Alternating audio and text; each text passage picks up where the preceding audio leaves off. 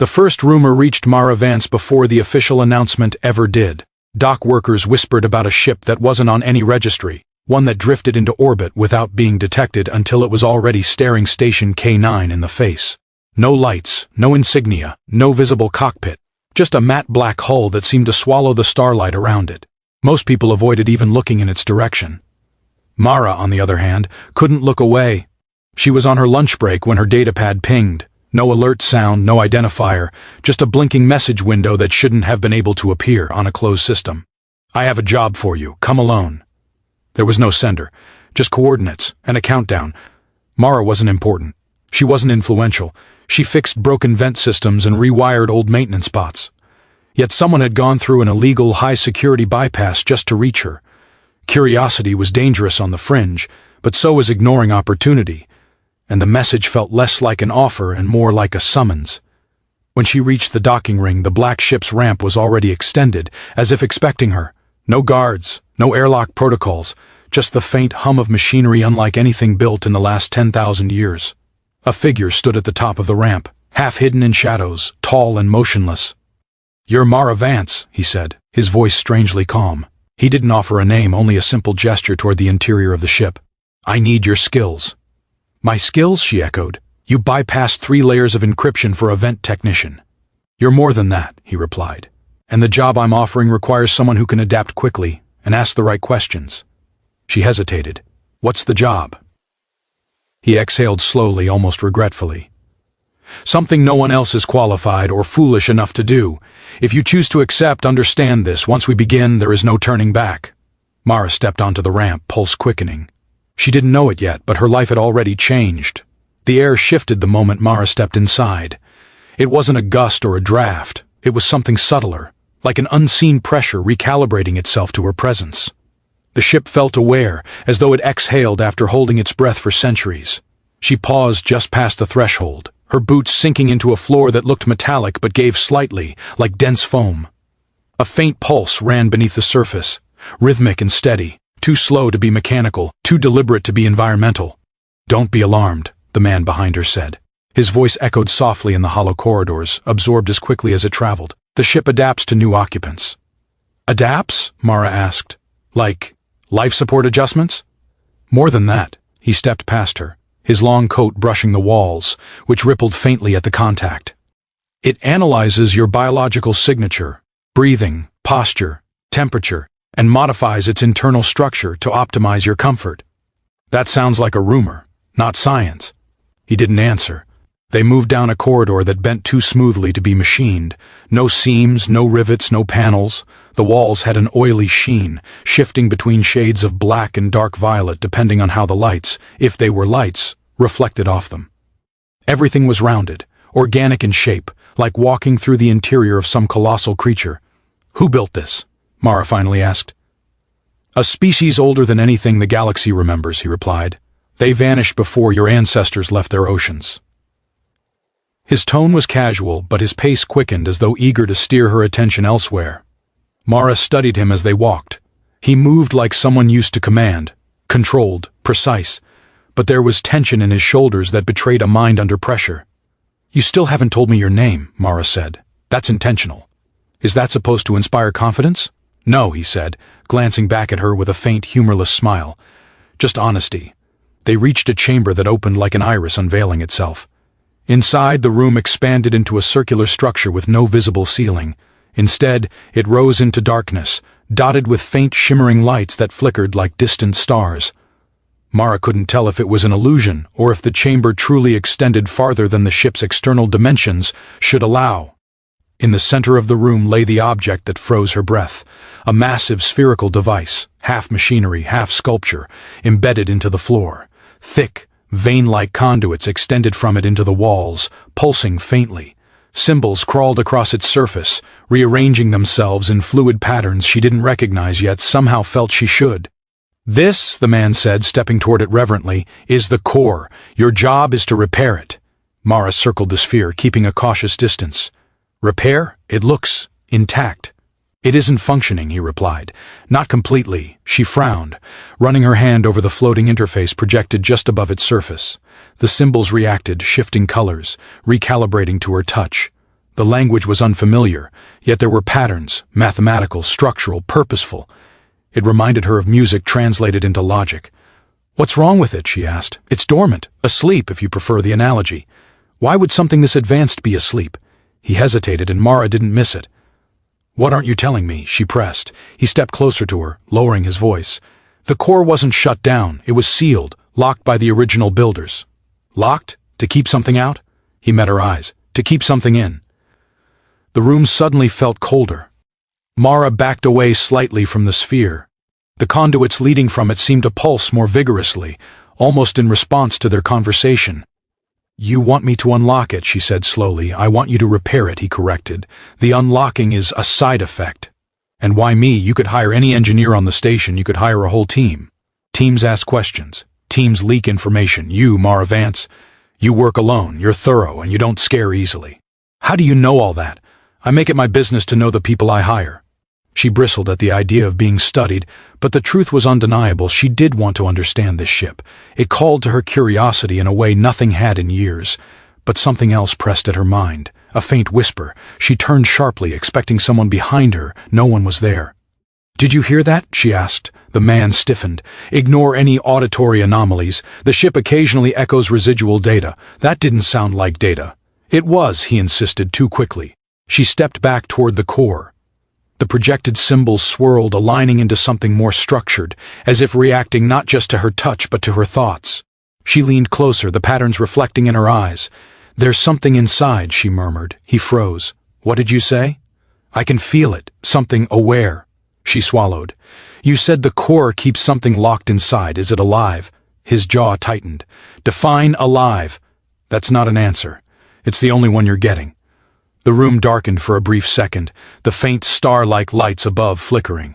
The ship hummed, a low vibrating frequency that traveled through the floor and up Mara's legs, settling in her bones. She felt a presence, something ancient and waiting, brushing against her consciousness like a fingertip across a window. She jerked her hand back from the core. "I don't think this is a repair job," she whispered. "I think this is a resurrection." He didn't deny it, and that terrified her more than any answer could have.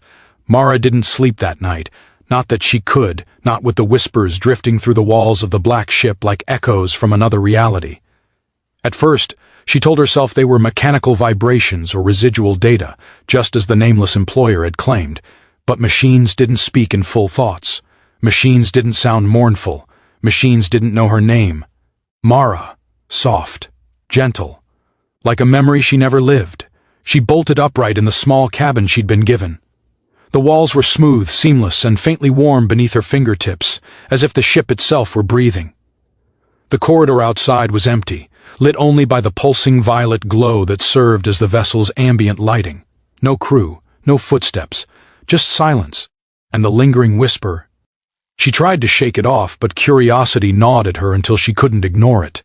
She left her cabin and walked deeper into the ship, following a sensation rather than a sound. It felt like something tugging gently at her thoughts, luring her forward.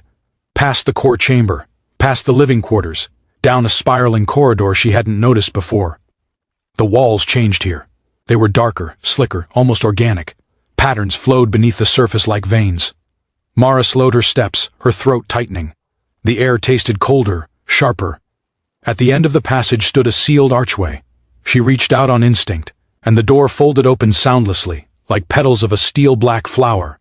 Inside, the engine room wasn't an engine room at all. It was a crypt. The chamber was circular, far larger than any engineering bay she'd seen. Instead of machinery, the floor was built around a single raised platform supporting a transparent containment pod. Its surface was smooth, crystalline, and etched with the same shifting symbols that decorated the core. But this pod wasn't dormant. Something inside was moving. Mara froze. Her breath caught. The figure within was humanoid, slender, elongated, its limbs too graceful, its posture too still. Its skin shimmered faintly, a metallic silver threaded with faint luminous lines. It looked asleep at first, until its eyes snapped open, white, pupilless, softly glowing. Mara staggered back, but no sound escaped her throat. "Don't fear me!" The voice wasn't spoken. It landed directly in her mind, warm and resonant. It felt like someone placing a hand on her shoulder. Her voice trembled.